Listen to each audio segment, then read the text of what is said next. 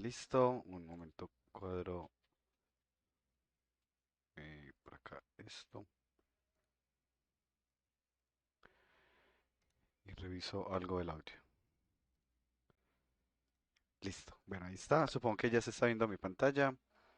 La idea de hoy es trabajar dos temas, máscaras y texturas en movimiento. Un ejemplo de texturas en movimiento es como está aquí este escudo que tiene como una textura de ruido que se va moviendo.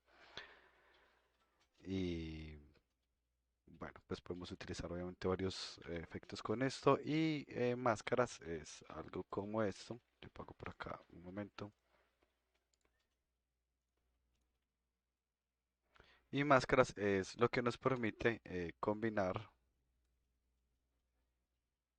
Hay que echar. Ah, sí, este no estaba en cero. Cero, cero, cero. Y ahora sí.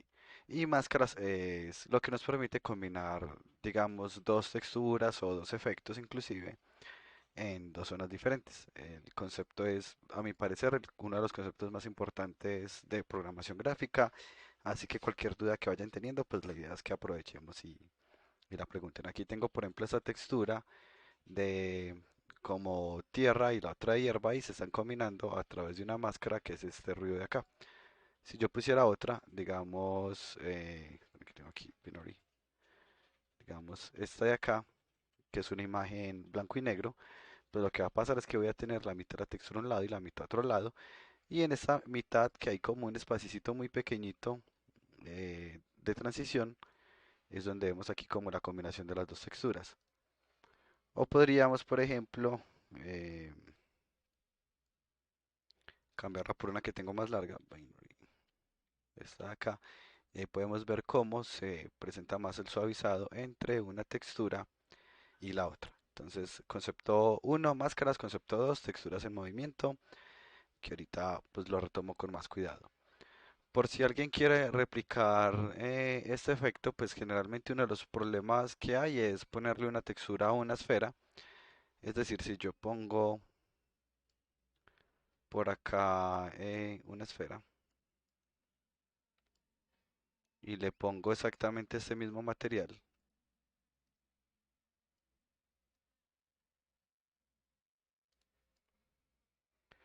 que era este de acá. Uno de los problemas que tenemos es que en la parte de arriba se va a ver muy extraño, en esta parte de acá. Y dependiendo pues del ángulo, podría verse, este no era, y dependiendo del ángulo podría verse muy mal la roca. Entonces pues si miramos por ejemplo por acá se nota el problema y van a haber otras partes pues donde se note más. Generalmente cuando uno va a los sitios web y encuentra, qué montón de cosas que tengo abiertas, un momento.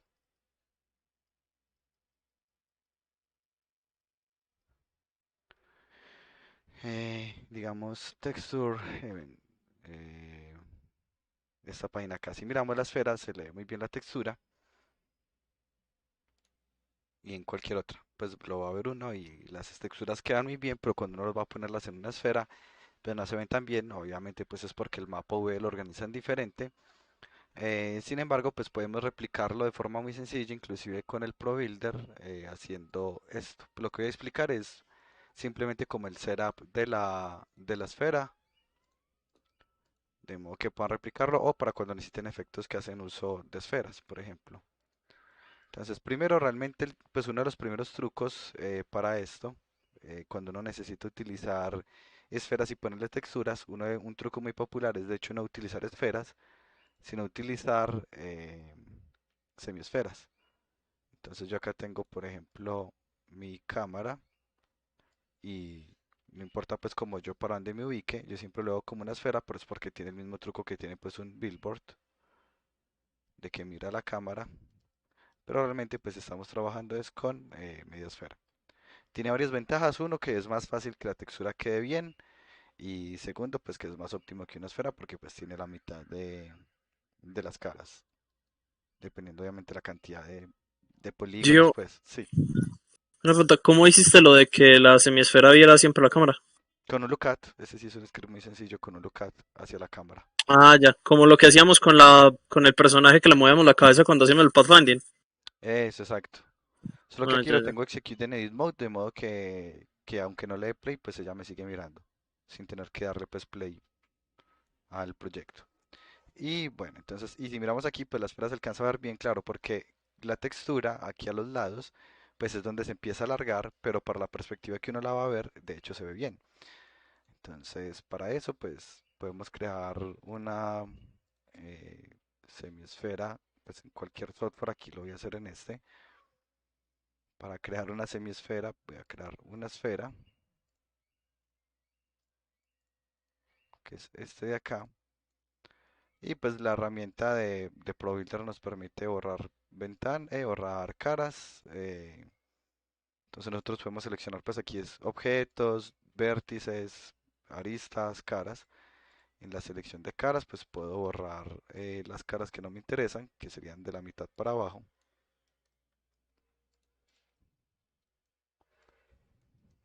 que sería algo como esto. Noten pues que igual es un proceso que no toma mucho tiempo realmente. Y creo que ya quedó completo. Ya teniendo mi semiesfera, lo que viene es pues, hacer el mapa V que nos permita que las texturas peguen bien e inclusive pues hacer ciertos efectos personalizados, como el caso del escudo. Entonces vamos a abrir el editor de UVs y por defecto es así, sin embargo pues nos queda más fácil dibujar la textura si la textura coincide tal cual con el modelo. Entonces podemos ir seleccionando, tengo que ir a selección de caras pues porque eso corresponde a las caras. Voy a mover esto un poquito mientras acomodo este. Lo selecciono todo, le digo planar y él ya me quedó con la misma forma de la esfera. Noten que la vista superior de la esfera y el mapa V corresponden. O sea, esta cara que estamos viendo en el V aquí corresponde a esta y así sucesivamente. Y eso nos permite dibujar más fácil el efecto. O sea, si queremos hacer algún efecto que va hacia adentro o hacia afuera, ya pues sabemos que podemos hacer una textura que tenga un comportamiento tipo gradiente y luego no se le hacemos una suma o lo que sea para hacer ese comportamiento así tipo radial. Y pues de hecho necesito hacer lo mismo con este de acá.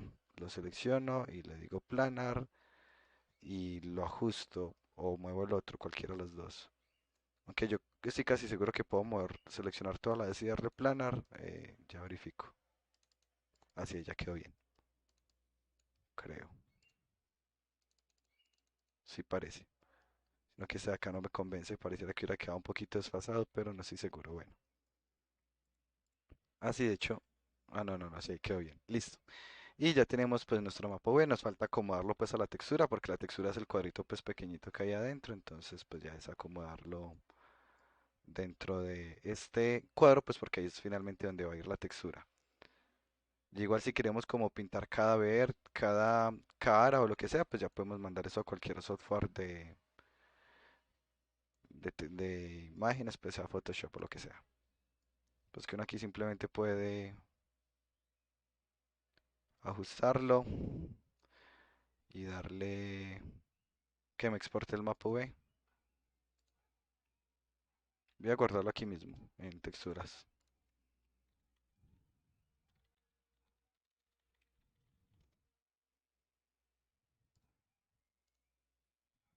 Y ya acá en las texturas, pues si quisiéramos hacerle alguna edición, pues ya tenemos el mapa completo, que tenemos la ventaja de que sabemos que esa textura va a tener esa correspondencia a la semiesfera. Y ya sabemos que el truco para que no notemos que es una semiesfera, sino que parezca una esfera, pues es que le ponemos un lookup, ya les muestro el código acá, pero es muy sencillo, pues busca la cámara una única vez, obtiene el transform de esa cámara que buscó una única vez y ya en el update tiene el lookup de cámara y execute en edit mode para que nos funcione inclusive pues sin tener que dar replay, para que mientras organizamos los efectos y lo que sea, pues podamos verla bien. Preguntas hasta acá.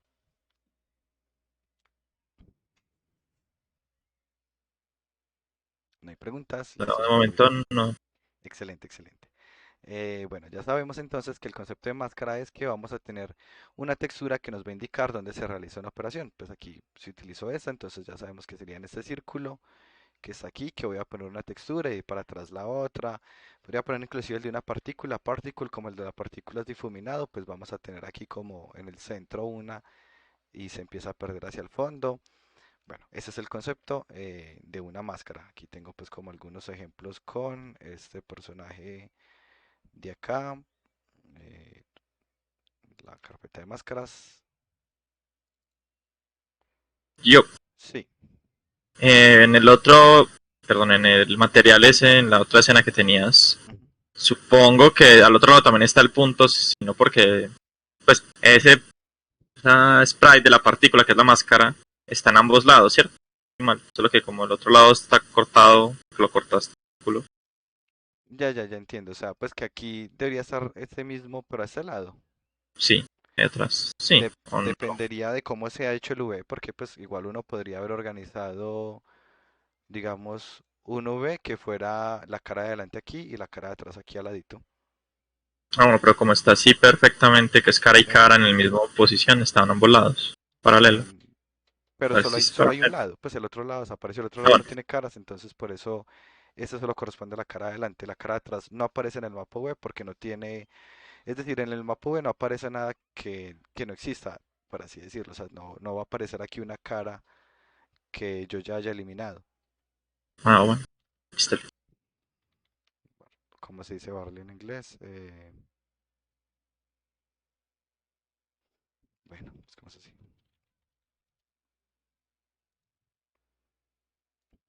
Porque, por ejemplo, cuando uno quiere hacerle caras diferentes, hacen un V como esto que ponen una parte del círculo y al lado de la otra. Y bueno, pues aquí esta es la de un cilindro, pero bueno, pues es como el concepto. Ya, es decir, uno no necesariamente tiene por qué tener simetría. Uno, pues, uno cuando pone en el mapa V, si yo pongo las mismas caras apuntando a la misma imagen, pues sí, claro, voy a tener simetría. Pero depende realmente de uno cómo lo organiza. Y acá, cómo lo organizamos, es que cada cara iba a tener una posición única en el mapa V y como resultado pues digamos que no hay partes que se repiten, como nos ocurriría en otros modelos que si tenga un V donde varias caras apunten hacia la misma parte de la textura, que se utiliza por ejemplo mucho en los modelos que utilizan Atlas. Bueno, continuando por acá hacia el ejemplo de las máscaras, entonces podemos combinar eso para hacerle algo como cambiarle por ejemplo la chaqueta al personaje. Entonces aquí tengo la textura original, la máscara y ya yo seleccionaré como cuál textura va para la zona donde está la máscara. Y bueno, así mismo podemos cambiarle el color o lo que sea y ya pues como hacer diferencias o algo así tipo skins. Básicamente, de hecho creo que fue el semestre pasado o el antepasado que la entrega de máscaras de alguien fue hacerle un skin a un personaje. Entonces bueno, ahí están. Y ahora sí vamos a ver el concepto.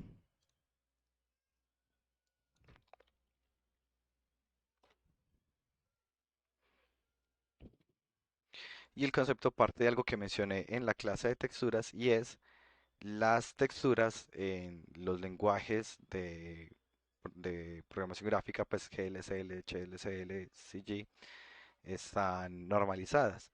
Es decir, el ancho de la imagen es uno, el alto de la imagen es uno, pero también el valor. No hay valores de 0 a 155, sino que son valores de 0 a uno, donde uno pues equivale a 255 y cero así que equivaliendo a cero. Esto es muy útil porque nos permite hacer multiplicaciones, sumas que sean muy, digamos, visuales. ¿Cómo funciona la multiplicación? Si yo tengo este personaje y lo multiplico por un color, es una multiplicación en donde se va a multiplicar cada uno de los elementos, y con i, j con j, k con k, como en los vectores, o pues r con r, verde con verde y azul con azul. Entonces aquí tengo, digamos, este color azul es punto .7, ah no, el color del chaleco es punto .7, punto .3, entonces punto .7, punto .3, y el color azul es punto .2, punto .2, punto .6, entonces punto .2, punto .2, punto .6. Se multiplicó rojo con rojo, el rojo del azul con el rojo de la chaqueta, que como el rojo de la chaqueta era tan bajito, punto .2 por punto .7 lo bajo hasta punto .14, dándome este tono que se ve aquí que es más como un morado. Luego el punto .2 por el punto .3 dio un valor inclusive más bajito, 0.06 de verde. Y por último, punto .6 por punto .3, que era el azul, es más grandecito, el punto .6 me da un número más grande, punto .18, logrando que todo el personaje se vea como azul. Pues así funcionaría la multiplicación. Por eso nos permite que, por ejemplo, yo pueda multiplicar por una imagen en blanco y negro. ¿Y qué va a pasar? Que va a ser como multiplicar por uno o multiplicar por cero, o también podría sumar cero o sumar uno. En ese caso, miremos lo que pasa. Si yo multiplico al personaje por una versión del personaje donde todo es negro exceptuando la chaqueta, lo que va a pasar es que rojo, pues, o sí, rojo por uno me va a dar el mismo rojo. Pues porque este es uno uno uno. Entonces la cantidad rojo por uno la misma cantidad roja. La cantidad de verde por uno la misma cantidad de verde. Y ahí azul por uno la misma cantidad azul que ya tenía. Se conserva. Mientras que piel por negro, pues me va a dar negro, porque eso es un cero. Cero por cualquier cosa me va a dar cero. Sigue aplicando pues la lógica básica. ¿Y cómo sería esto en código? Miren que aquí tengo las dos texturas. La C1 es la textura uno y C2 es la máscara. Y cuando los multiplico, pues obtengo este resultado de acá. Supongamos que queremos hacer un código, un shader que nos permita cambiar de color la chaqueta y pues ya tenemos la máscara dibujada. ¿Qué hacemos entonces? Esta sería la operación. El personaje multiplicado por uno menos la máscara. Miremos qué pasa. Primero se resuelve el paréntesis. Entonces, uno menos la máscara va a ser el inverso, o sea que va a dar blanco donde era originalmente negro y negro donde era originalmente blanco. Hagámoslo aquí para que sea mucho más claro. Entonces voy a tener eh, un shader de texturas. Voy a tomar el de textura de ejemplo que ya habíamos hecho y le voy a poner textura mask intro.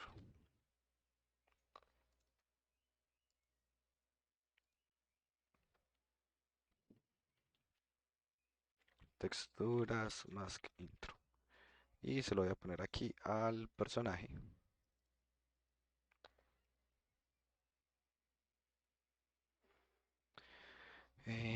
Y aquí, este es el que llamé mask intro, ya se me perdió, está acá. Y le selecciono la textura, personaje, listo. Y ahora vamos a modificar este para hacer lo que les mencioné del inverso de la máscara. Bueno, pues de hecho, desde acá ya podemos ver la máscara, pues porque finalmente como ya tiene el text 2D, yo aquí le puedo poner cualquier textura, incluyendo la máscara. Si le pongo la máscara de la chaqueta, pues sería esta de acá, donde ya podemos ver que ahí está el personaje con la textura de la máscara. Pero ahora entonces voy a tomar este código de acá. mm, Le voy a poner otra textura que voy a llamar máscara.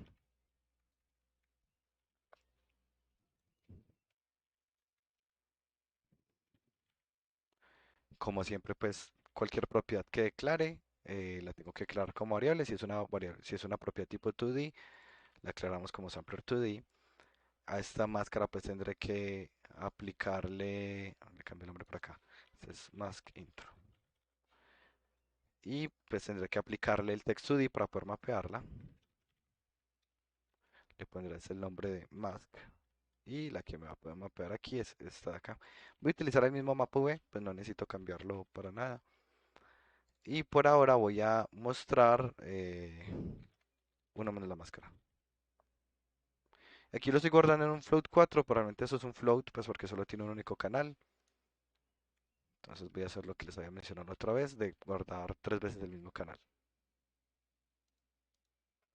Y voy a ponerle la máscara en esta de acá y la de personaje arriba.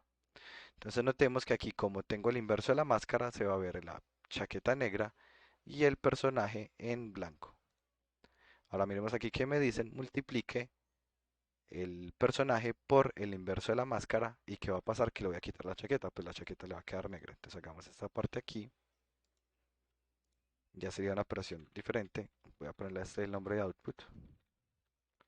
Va a ser igual a C por uno menos mask. Y ahora este sí necesito que tenga color, pues porque este es un float 4 y solo necesito los tres primeros canales. Y aquí ya tengo, ya logré ponerle al personaje pues quitarle la chaqueta. Ya tiene una chaqueta completamente negra que nos sirve luego para reemplazarla por otra. Sigamos viendo el resto de operaciones. Después de quitarle la chaqueta al personaje, voy a multiplicar la máscara por un color y ahí ya voy a tener la chaqueta del color que yo seleccioné, pues o la máscara en sí. Luego hago la suma y ¿cuál es la ventaja? Que sumar por negro es como sumar por cero y así que se conserva el original. Entonces piel más cero sigue siendo piel. Y azul, chaqueta azul más negro, me va a dar la chaqueta azul y ya con este queda resuelto este. Y así mismo puedo hacer este como textura. Ya el resto del código lo deben terminar ustedes para una tarea que a diferencia de las otras tiene una semana puesta. Esta es para entregar en la semana 10, alias la próxima semana. Estamos en la semana 9. Entonces, para la próxima semana, este reto individual, cada equipo va a reservar la tutoría y durante la tutoría de la semana, todo el equipo me presenta cada uno de los resultados que hizo. Nuevamente es individual, así que cada uno lo presenta y cada uno debe dibujar la máscara. La máscara que pido aquí, hago la aclaración, dice crear una máscara coherente. ¿Porque digo crear una máscara coherente? Porque en algunos semestres me han entregado algo así como toman una textura cualquiera de un personaje, digamos, a donde está la cara, y dibujan, va a abrir en GIMP, ok, y dibujan un parche blanco en cualquier parte y el resto negro, entonces, no sé, pintan por acá una mancha blanca y dicen, así esa es la máscara y mire que se funciona, el código funciona, ¿cierto? Pero no tiene ningún sentido coherente dentro del efecto, pues para que dibujaron esa mancha ahí. Si me dicen, ah, no, es que yo quiero poder cambiarle las orejas de color y la máscara pues solo tiene las orejas, tiene sentido y lo vemos funcionando, entonces tiene sentido. A eso me refiero con que sea una máscara coherente. Luego de que creen la máscara, van a implementar diapositiva 7. Diapositiva 7 es esta de acá, que es cambio de color en la parte de la máscara. Van a implementar diapositiva 5, que es ponerle una textura en donde está la máscara. Y van a implementar este último, ya se los muestro por acá, que es el de cambio de color suave. Entonces yo lo busco con un slider. Entonces yo puedo poner una máscara que sea algo como esto. Ah, pero era con, no era máscara de color, era máscara doble textura, tengo demasiadas.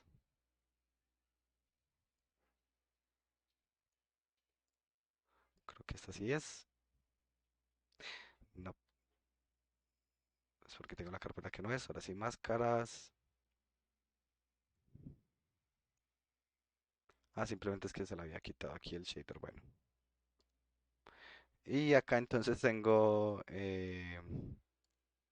una máscara que podemos mover con un slider para ver qué tanto se va aplicando. La máscara, a diferencia de la otra, no es blanco y negro, sino que está en escala de grises para presentar cambios suaves. Entonces pensemos como, bueno, el personaje está cada vez más herido, entonces vamos cambiando la textura poco a poco para hacerle como unas manchitas. Aquí se ve raro porque el personaje tiene un V que hace que sea simétrico, pero bueno, ahí va saliendo a medida que lo voy moviendo. Y tengo pues como un slider para controlar qué tanto se ve de la máscara. Entonces ya no solo es aplicar la máscara, sino pensar cómo puedo aplicarle un slider. Y la idea de que lo hagan para la próxima semana es para poder ya explicarlo cómo salía en URP, pero antes de explicarlo en URP, pues la idea es que ustedes logren solucionarlo ustedes mismos. Aquí tengo varios ejemplos, aquí se lo cambio pues a los ojos o a la misma cara y aquí pues el que es suave. ¿Alguna pregunta respecto a la tarea? Jim, ¿podrías repetir cómo es que realizas el paso en el que conviertes la textura negra y blanca, que es la máscara, para solapar un color, ¿cierto? Lo haces con operaciones, que me perdí ahí un poquito. Sí, pero es una multiplicación tal cual. Usted multiplica el color. Igual que ahorita multiplicamos el personaje por el inverso de la máscara, se puede multiplicar un color por la máscara ya mapeada y le va a dar esto. Pero no he mostrado el código, pues porque eso es parte de lo que van a hacer ustedes. Ah, ya, ya. Y para hacerle una máscara simplemente la nombramos en el shader Es una lab, textura cualquiera, una textura normal, ajá, pero que tenga que ser blanca y negra, como las máscaras de eso, Photoshop. o escala de grises, sí. Ah, ok. Pero sí puede ser escala de grises porque en la parte de escala de gris, pues lo que va a pasar es que se va a mezclar un poquito de la una y de la otra. Bueno, ¿alguna pregunta adicional respecto a la tarea? No, Gio, Yo, ya sé. tenemos hasta el viernes, sería hasta el viernes de la otra semana, ¿cierto? Exactamente, como siempre, yo los domingos Después de toda la actualizo semana. los enlaces del Calendly y ya ahí pueden reservar tutoría Y te para... podemos reservar tutoría en la semana, por ejemplo, para resolver una duda del ejercicio y otra para entregártelo. Sí, sí, claro que sí. Ah, ok, ok. Listo. Continuando por acá, voy a volver a un ejercicio que habíamos hecho la clase pasada, que fue el de hacer la transición del factor entre uno y otro, pero de este hay una, pues cuando estaba replicando los ejercicios, una pregunta que me hizo el otro grupo que me vale la pena mostrarles el resultado, y es que me preguntaron cómo podíamos hacer el shader que hicimos aquí en el de texturas, que hicimos que se viera el personaje en escala de grises y la ropa roja. ¿Cómo se podría hacer eso en URP? Esa pregunta pues que me la hizo el otro grupo, no la vimos nosotros pues porque nadie lo preguntó y no se me ocurrió explicarlo, entonces lo voy a mostrar porque no es trivial la solución de ese, es pues de hecho está lejos de ser fácil. No, de ser fácil no, de ser cortico.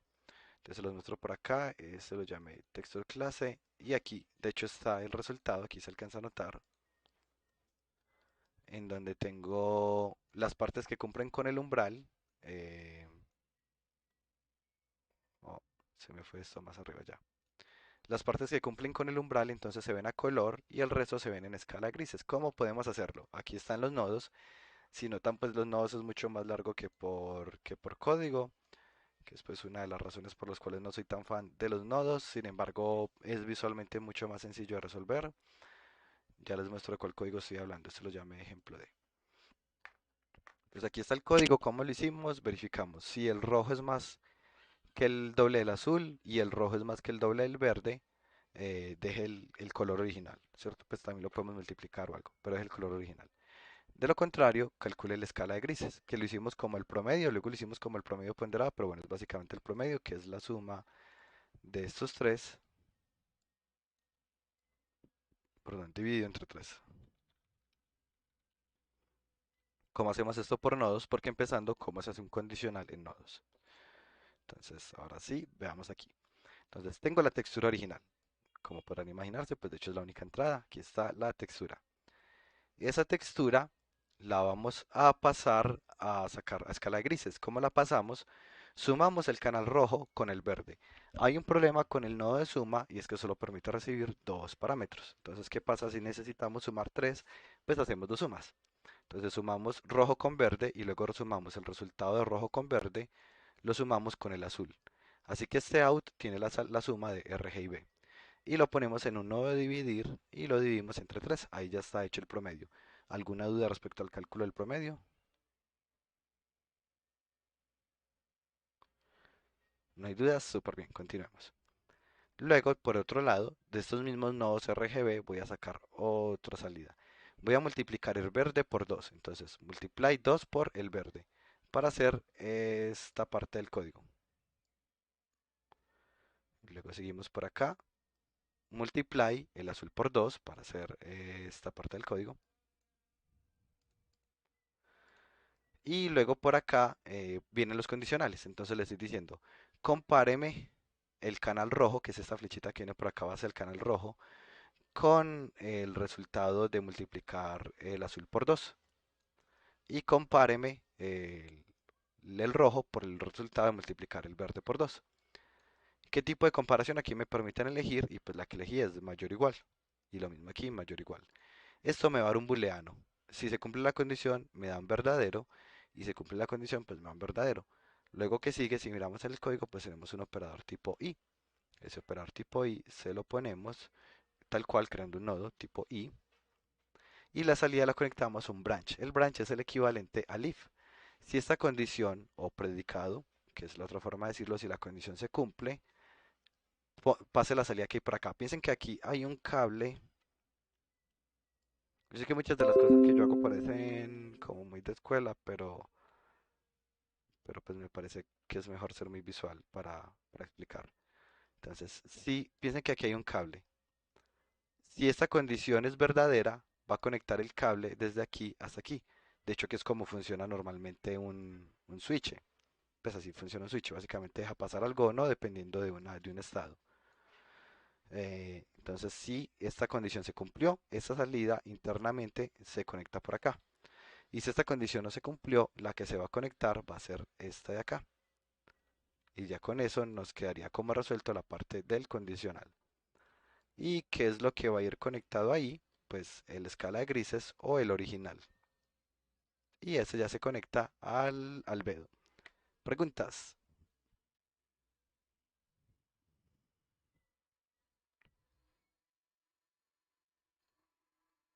Profe, entonces básicamente para el condicional estás verificando que solo pase los colores rojos. Exactamente, si esa es la condición que se pasa y pues igual eso lo hace como, él hace este if por cada píxel, solo que lo hace en todos los píxeles a la vez. Entonces efectivamente en algunas partes el predicado se cumplió y pasaron esos píxeles de aquí originales y en otras partes no se cumplió y pasaron esos que están en escala grises porque finalmente él revisó esta condición en cada uno de los píxeles de la imagen. Ya. Preguntas adicionales. ¿Qué me repetís cuál es que era la condición que se estaba hablando ahí? Claro que sí, se está comparando, miremoslo primero en código, se está comparando, quiero saber si un píxel es rojo. Para saber si un píxel es rojo voy a preguntar si la cantidad rojo que tiene es el doble de azul y si la cantidad rojo que tiene es el doble de verde. Y aquí en código sería lo mismo. Entonces conectamos el nodo azul con un multiply y multiplicamos el azul por 2. Entonces esta salida de acá tiene dos veces el azul y este tiene el rojo. Se compara si A es mayor o igual a B y que es B el doble del azul. No sé, Coronado, si queda más claro. Sí, pero el doble dónde salió también. Pero conceptualmente, o ¿cuál es la pregunta? Sí, o sea, ese 2 porque mayor que dos veces el azul. Es una Y, forma, es un algoritmo muy básico para comparar colores. Una forma de uno saber si un objeto es rojo es que tenga el doble de azul y el doble de verde. O si uno quiere saber si un objeto es azul, debe tener el doble de rojo y el doble de verde. Si uno quiere saber si un objeto es verde, mira que tenga el doble de azul y el doble de rojo. Porque si miramos, pues desde acá. O sea, primero dando una respuesta más formal, la forma correcta de hacerlo sería con un color de referencia y comparando un rango, como lo hacemos en visión artificial. Inclusive una respuesta más correcta sería convertirlo primero a HCB, luego comparar un rango y luego volverlo a convertir. Así es como lo he hecho yo en algunos algoritmos de post-processing y queda muchísimo mejor, pues para mí convertir a HCB es algo demasiado útil. Sin embargo, para no llegar hasta esos extremos, porque la sola conversión nos tomaría un montón de tiempo la explicación, eh, podemos comparar cuando es con colores primarios, podemos darnos cuenta si un objeto es rojo, verde o si es azul por una comparación entre sus canales. Perdón, paso esto por acá. Entonces, miremos cualquier otro color que no sea perfecto, digamos un color por acá, que nosotros podríamos decir fácilmente que este es un color, inclusive voy a tirarlo más al azul para que sea un poquito más difícil. Si nos preguntan, seguramente decimos que ese es un color verde. Verifiquemos la condición que estamos planteando. Estamos diciendo que la cantidad de verde que tiene, y miremos cuánto tiene 227 de verde, de rojo tiene 55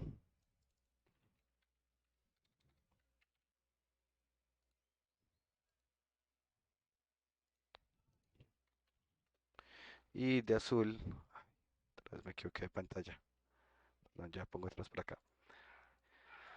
Como se selecciona con F1 en Inkscape y si tengo la otra pantalla seleccionada, entonces F1 pues es la pantalla ayuda y me saca para otra parte. Y la cantidad de azul es 103. Entonces estamos diciendo que un objeto se considera verde si la cantidad de verde es más del doble del rojo. El doble del rojo es 110, 227 es más grande que 110. Entonces cumple, hasta ahora todo nos indica que es verde. Y que la cantidad de azul, perdón, de verde sea el doble que la de azul. El doble de azul es 106 y 227 sigue siendo más grande que 206. Efectivamente, este es un color verde. Y pues podríamos aplicar la misma lógica con cualquier otro color, verificando que se cumpla el doble de ese canal respecto a los otros canales. No sé, Sebastián, si me hice entender con todo. Sí, sí, ya. Excelente. Profe, ¿me Igual, repites eso último? Lo de verde es el doble de... Rojo es el doble de verde, verde es el doble de azul. O estoy no, es confundido. siempre el canal que yo quiero que verificar. Si yo quiero verificar verde, verifico que tenga el doble de verde. O sea, que este sea más del doble que este. Y que este sea más del doble que este. Porque yo quiero saber si es verde. Si es verde, el verde debe ser más del doble que los otros canales. Y yo, Sí, Ah, ya, y digamos. lo mismo para rojo. Quiero que sea rojo, tiene que decir que Epa, rojo sea más del doble que los otros dos canales, que el verde y el azul. exactamente. Sí, Santiago, ¿qué iba a preguntar?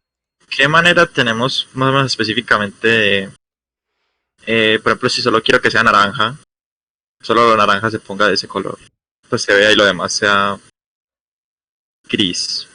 Sí, Pues, ahí ya es más difícil, ya voy a explicar también igual.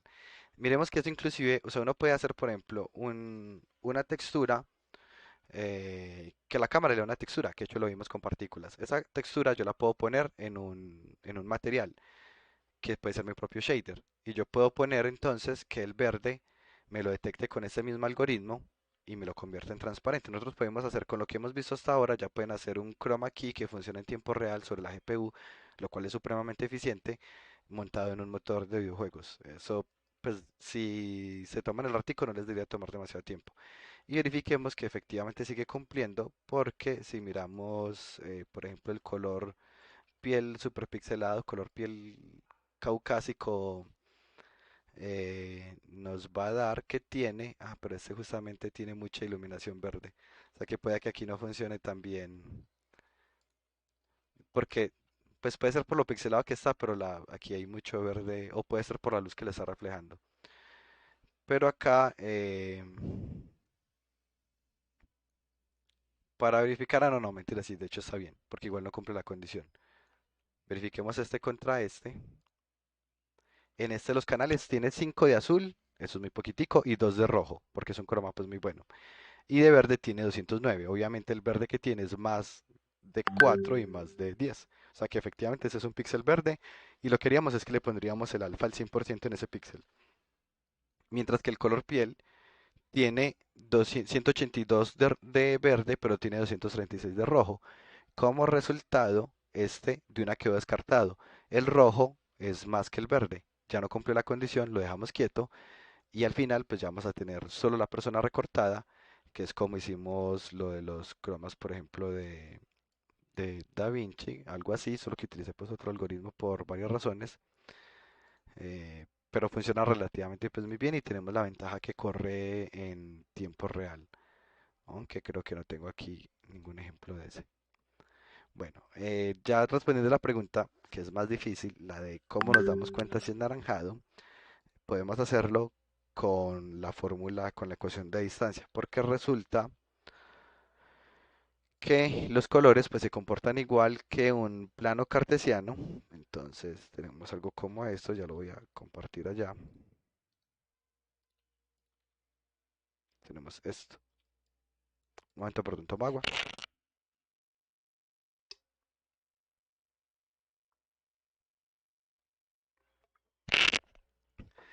Y este sería, el rojo es el eje X, el verde es el eje Y y el azul es el eje Z.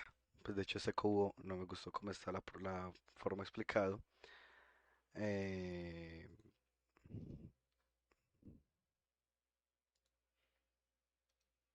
Esta se ve mejor. Listo, entonces aquí está, verde en un eje, azul en otro y rojo en otro. Solo que normalmente el eje verde va en el eje Y, es lo común. Pues aquí en esa imagen que me encontré no estaba así, pero pues es así como se trabaja normalmente. Luego acá entonces yo digo, yo quiero un naranjado, que es este de acá. Está ubicado por acá en unas coordenadas, pues finalmente la posición de él pues va a equivaler a unas coordenadas en el eje X, en el eje Y y en el eje Z. Entonces él está ubicado por acá. Y llega cualquier otro píxel por acá en otra parte, que tiene otro tono, digamos este verde de acá, y yo saco la distancia. La distancia se sigue calculando como en matemáticas, y2 menos y1 al cuadrado, más x2 menos x1 al cuadrado, es lo que lo hago con los canales. rojo menos rojo al cuadrado, azul menos azul al cuadrado y así. Y eso me da un número. Y le saco las rispas al final. Y esa es la distancia entre estos dos. Y ya se pone un umbral. Si la distancia es menor a tal punto es porque se considera que es el color correcto. Y si la distancia es mayor a ese punto es porque no es el color correcto. Me hice entender ahí Santiago, que creo que fue el que preguntó.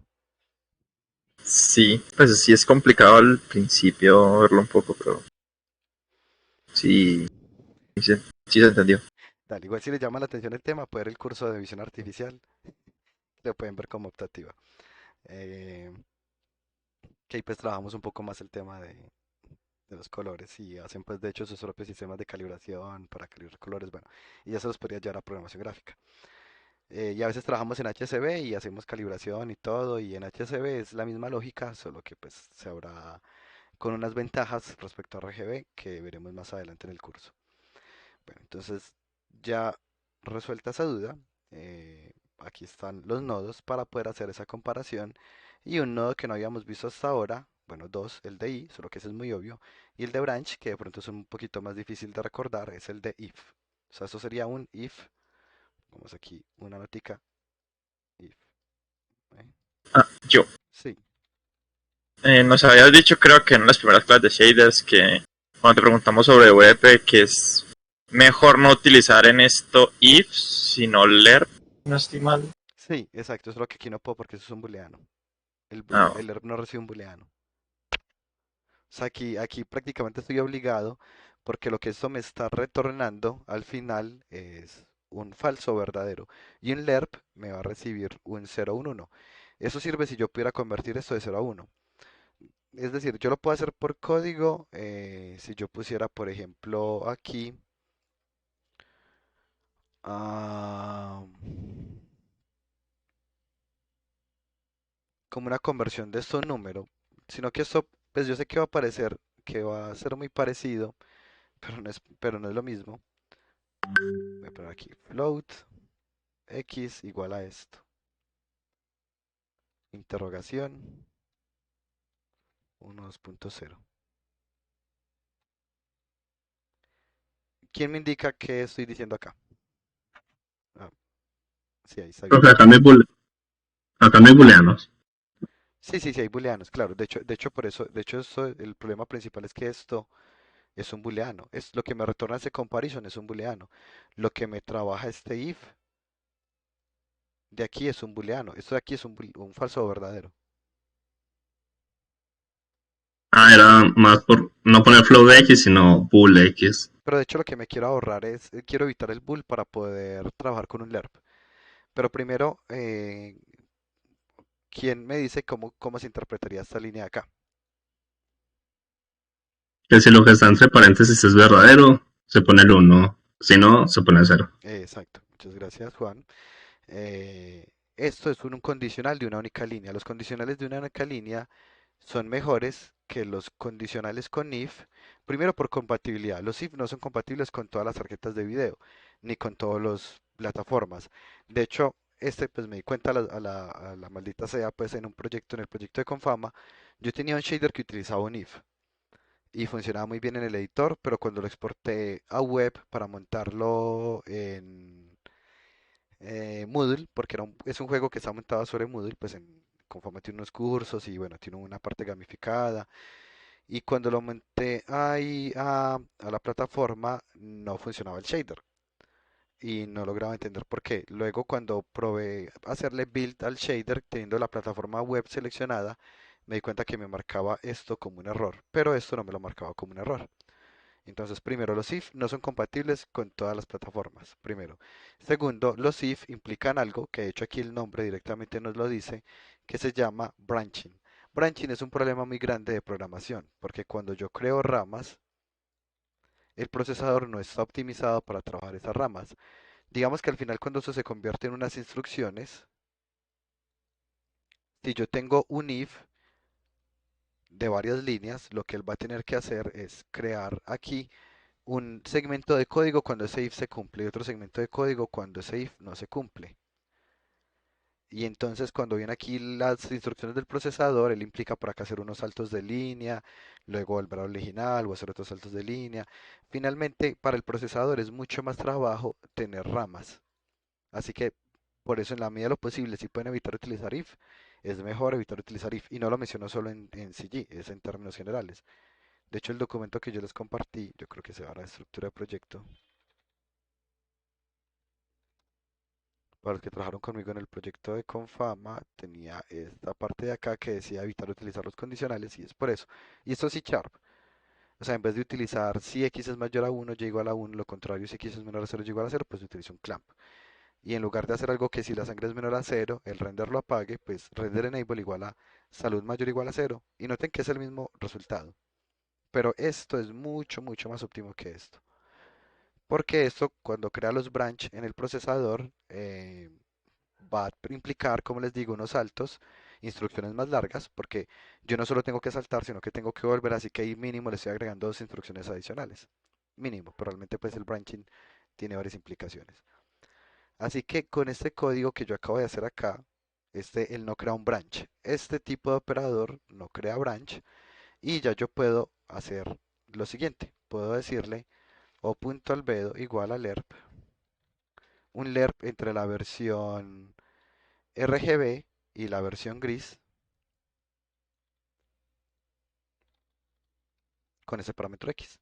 Y notemos, si la condición se cumplió, esto me dio 1, así que el ERP me va a dar 1 y me va a dar ese de acá. Y si me dio 0, ese me va a dar 0 y el ERP va a ser que me dé ese de acá. A eso me refería con utilizar LERP en lugar de bool, perdón, utilizar LERP en la medida de lo posible y podemos forzarlo con esta estructura de acá.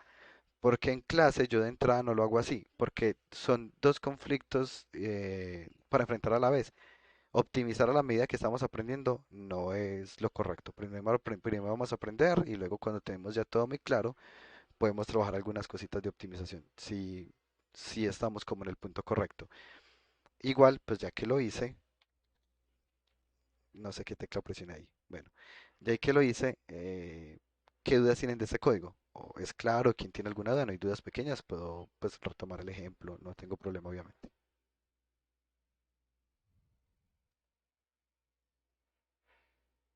No, yo.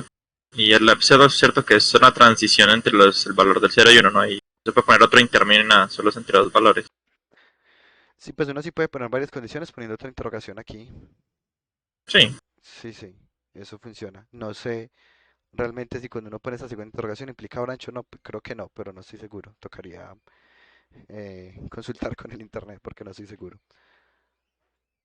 Listo. Y lo dejaré pues como estaba, pues por temas nuevamente de que sea un código más fácil de leer, porque en el punto que estamos del curso estoy priorizando que sea fácil de leer antes que optimizar.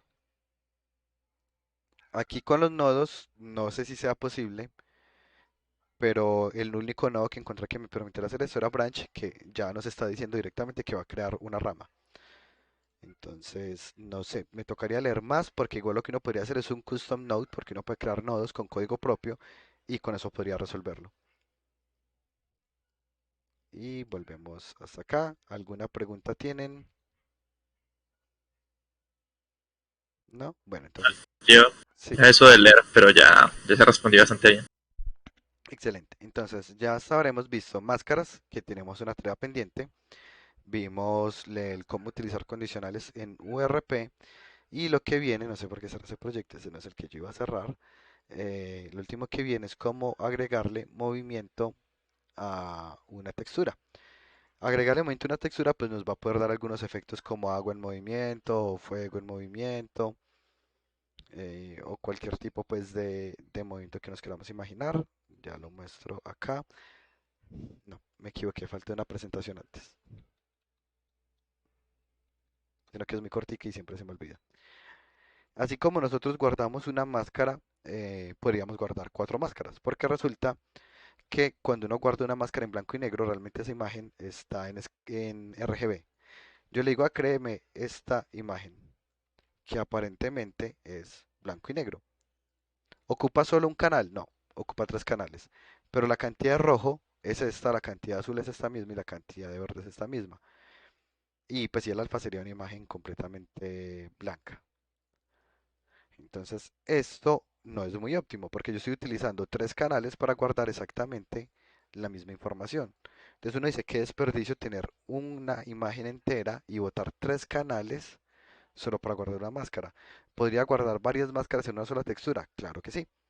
Entonces, para eso nosotros lo que hacemos es que guardamos una máscara en el canal rojo, otra máscara en el canal azul y otra máscara en el canal verde, con colores obviamente puros, pues 100% de azul, 100% verde, 100% rojo.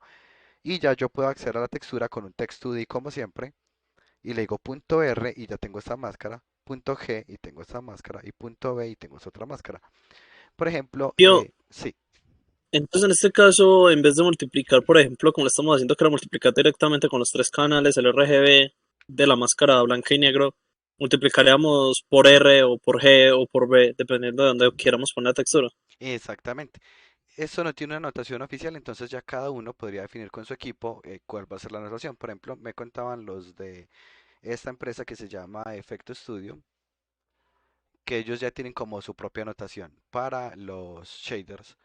Entonces, porque ellos pues trabajan elementos muy visuales, finalmente como el fuerte de ellos es la tercerización de assets, entonces hacen modelos 3D para empresas de normalmente de Estados Unidos y ellos mismos hacen los shaders que le van a entregar a esa empresa. Entonces, por ejemplo, ellos ya tienen muy claro y dicen algo así, pues me estaban contando, por ejemplo, en el canal rojo siempre vamos a guardar la información de las partes oxidadas. Entonces es una máscara normal en escala de grises y mientras más blanco le ponen como más óxido a esa parte.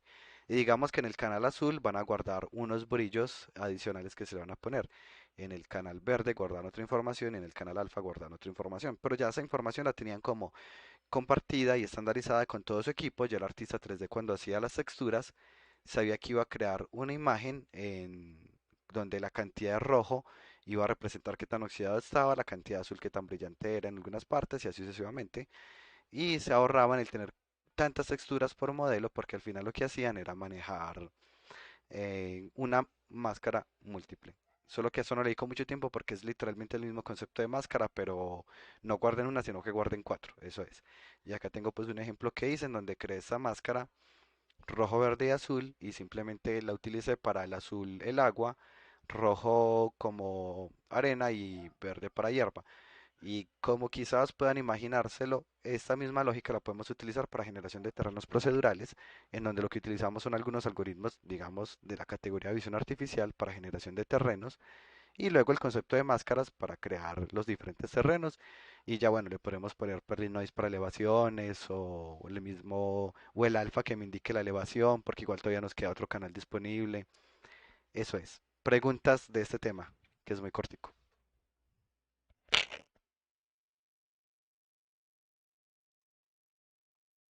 No, Yo de súper bien. momento no.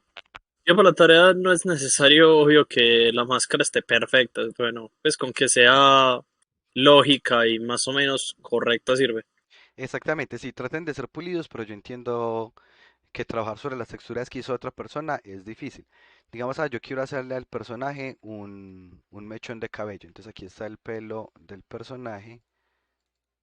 Ay, otras me abrieron en GIMP, se me olvidaba. Eh, entonces voy a hacerle un mechoncito rojo. Pues el personaje va a tener un mechoncito rojo. Entonces yo puedo hacer una máscara. Entonces trato de seleccionar este mechoncito tan pulido como pueda, en una textura blanca. Y el resto ya sería negro y ya le puedo hacer el mechoncito de cabello rojo al personaje. Y es pues como coherente, no tiene que ser pues súper perfecto, pero igual tampoco es que eso sea tan difícil de seguir pues. Ah, ok. Listo. Listo, listo, Gio.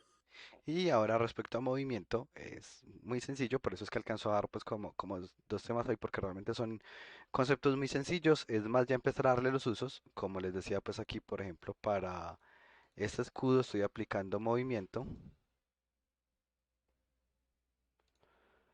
Si miramos hay una textura de fondo que se está moviendo y bueno, podría pues poner a que se moviera la otra textura o lo que fuera, pues aquí las tengo separadas como cuál textura es la que se mueve. Voy a decirle, por ejemplo, que se mueva esta misma textura y que aquí no tenga ninguna textura. Ahí está un poquito raro porque puse a que se moviera la parte de los hexágonos y ahí está. Pero pues podemos crear cualquier tipo de textura. Se utiliza, por ejemplo, para crear personajes como de agua, por ejemplo, fuego o algo así. Aquí tengo uno muy sencillo en donde tengo una textura que se mueve hacia afuera y unas partículas que se mueven también hacia afuera y listo. ¿Y cómo se hace esto? Es muy sencillo el código porque lo que hacemos es eh, tomar, voy a ver la presentación primero. Todo eso está en la página del curso, obviamente. Y podemos tomar el mapa V de, como siempre, voy a crear una variable tipo float2 que voy a llamar v movimiento y va a ser el mapa v que ya sabemos cómo tomar. ¿Cómo se toma el mapa v? Pues en el input ponemos el nombre de la textura y el prefijo pues como v y ya tenemos acceso al mapa v. Entonces ese mapa v lo estoy guardando en esta variable que se va a llamar v movimiento. Y luego calculamos la distancia que se va a desplazar ese mapa v. El truco para el movimiento es que vamos a mover el mapa v. Entonces el mapa v lo vamos a mover una distancia x en x y una distancia y, pues en y. Y cómo calculo distancia como velocidad multiplicado por tiempo. Velocidad, digamos aquí le estoy poniendo fijo punto 25, entonces velocidad por tiempo me va a dar una distancia. Este guión bajo time.y es un contador de tiempo parecido a time.time en Unity. Y pues a medida que va avanzando el tiempo, pues la distancia va a ser más grande. Luego, ¿qué hago? Al v original, que lo había guardado en esta variable, le acumulo con el operador más igual esa distancia. Entonces yo tenía el v que estaba, digamos, en la posición punto 1 y le sumé la distancia que es punto 5, entonces ya me está en punto 6. Y a ratico este lleva valor punto 7 y luego punto 8 y así se va desplazando. Y ya cuando hago el text2d, no lo hago con la textura original, con el mapa v original, sino con el mapa v que está desplazado. Tengan en cuenta que esto yo lo puedo combinar con el concepto de máscaras. Entonces aquí tengo el personaje, pero si miran por dentro, como la textura que tiene por dentro, que es como de fuego, se está moviendo hacia arriba. ¿Qué preguntas tienen hasta acá? Yo, Sí. supongo que esto lo responderás la próxima clase es cuando lo veamos en ORP, si no estoy mal. ¿Cómo es el operador de tiempo dentro de los nodos? Ya que Se aquí estamos llama, manejando tiempo. se llama time, literalmente ahí se no hay tiempo y hay tiempo. Ah, listo. Y pues hay unas formas obviamente respectivas para manejarlo bien ahí, ORP. Sí, sí, sí, pues ya veremos un poquito más detalles, pero la verdad es muy directo. Hay un nodo que se llama tiempo y ese nodo tiempo cuenta tiempo y ya uno lo utiliza como quiera. Y ese nodo tiempo pues sigue esa misma lógica, que hay algo muy particular, yo quiero que noten en el código, y es que ese guión bajo time.y, pero uno pensará, pero ¿y cómo así? El tiempo es una única variable, es un float porque le estoy accediendo al punto y. Resulta que el guión bajo time de Unity es un float 4. Eso se llaman built-in variables, que son como variables de Unity que están dentro de los shaders. Y guión bajo time es un float 4. En el valor punto .x tiene un veinteavo del tiempo. En el y tiene el tiempo normal, por eso es el que estoy utilizando. En el z tiene el doble de tiempo. Y en el w tiene el triple de tiempo. O en el RGBA, pues. El caso es que ellos ya tienen como, yo quiero algo que sea más lento de lo normal, pues podría utilizar el punto X, que es 20 veces más lento que el tiempo normal. O quiero que sea el doble de rápido, pues podría utilizar el punto Z. Nosotros pues en este caso no estamos haciendo uso de esto, sino que estamos haciendo uso del guión bajo time. Sí, eso porque está. Sí, voy a preguntar eso. ¿Por qué hicieron eso? No, no sé, no, tendríamos que preguntarles a ellos, pero yo supongo que es como todo en los shaders hay que optimizarlo tanto. Yo supongo que dijeron, como bueno, si alguien va a utilizar el doble de velocidad para que no tenga que multiplicar por 2 porque esto es costoso, pues todo en shaders va a ser costoso. Entonces, ¿qué tal si para que no tenga que multiplicar aquí por 2 entonces que pueda utilizar el Z? Y no sé, les habrá parecido buena idea y ya quedó así, supongo yo, pues no sé la verdad cuál habrá sido la lógica detrás de eso, pero esa es mi hipótesis pues del por qué. Yo también me lo he cuestionado, pues cuando lo vi la primera vez, yo, curioso, pues no, no tengo ni idea la verdad. Preguntas adicionales.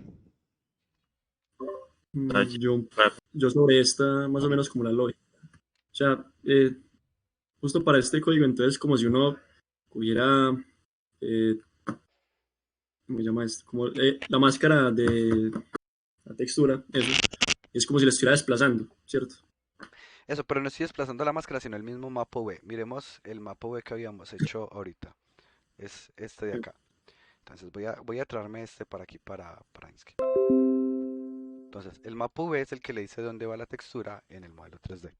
Entonces, por ejemplo, Ujú. digamos que aquí en esta parte del mapa V hay una partecita, una mancha rojita.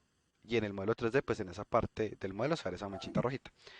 Luego yo le digo a la textura del mapa V que se desplace hacia la derecha. Como resultado, pues la manchita también se desplaza hacia la derecha. Pero noten que la imagen original estaba... Pues voy a hacerle un movimiento más exagerado para poder que se note.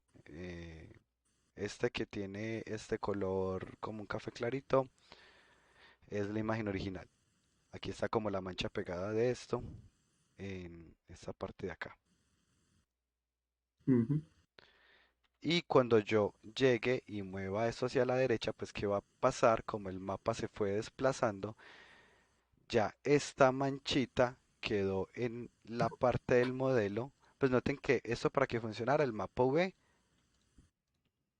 que yo creo que lo puedo explicar con este de acá,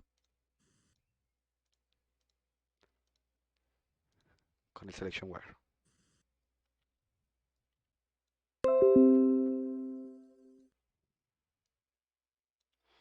Entonces, esta parte de la cara, de la Ujú. mitad, tiene la textura que esté justo en la mitad Sí. de la imagen. Esta textura no se está moviendo, pero se está moviendo el mapa V. Como yo moví esto para la derecha, ya esta manchita verde no está acá, sino que la manchita verde ya quedó como por acá. Ujú. Ahí fue más O- claro de pronto Coronado. sí, sí. Mi pregunta real entonces iba a... No hay entonces un momento donde se sale, o sea, donde ya no está cogiendo la imagen. Esa es Es una decir, excelente pregunta. Entonces miremos acá. ¿Qué pasa con el mapa V? Voy aquí, objeto, recorte, aplicar. Este fue el pedacito que sobró. Oh, ujú. no recorté lo que era. Lamento ya voy.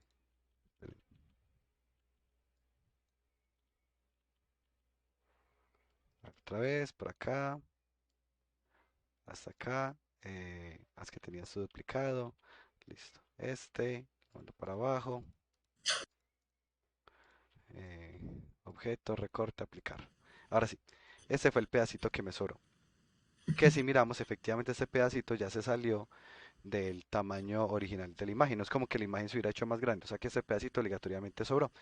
Pero Ujú. dependiendo del tipo de configuración que le hagamos a la textura, que en ese momento está en repeat, como es repeat, este se pasa para aquí atrás. Se hace como un Y, módulo, ¿qué, es perdón? una forma de módulo. Sí, eso, exacto, sí, como si fuera un residuo o un módulo. Eso se configura aquí en la textura, aquí está en repeat. Si yo no lo tuviera en repeat, sino que lo tuviera en clamp y le pongo textura en movimiento, efectivamente se va a dañar porque llega un punto en donde Mm, ya la textura que se fue yendo se perdió y me quedan un montón de píxeles sin información. excelente. Listo, Gracias. dale, súper bien. Bueno, ahora continuando por acá con el de movimiento. Ya sabemos que lo podemos mostrar como máscaras y adicionalmente podemos utilizar funciones como seno o coseno para crear movimientos que van oscilando. Entonces aquí, por ejemplo, le aplico una función senoidal y por lo tanto la textura sube y baja, sube y baja. Y la función senoidal si la sacamos normal, CG Scene Reference, y es que aquí CG tiene una función seno y pues como parámetro podríamos pasarle el tiempo multiplicado por la velocidad angular. Y con eso terminamos. La única tarea con la que quedan para la semana 10 es este de acá, el reto individual de las máscaras, que es como les digo el tema que me parece demasiado importante, que podemos seguir utilizando y que podemos combinar con todo. Miren que podemos combinarlo con movimiento para crear esa clase de efectos. Eso sería todo por hoy. ¿Qué preguntas tienen antes de terminar?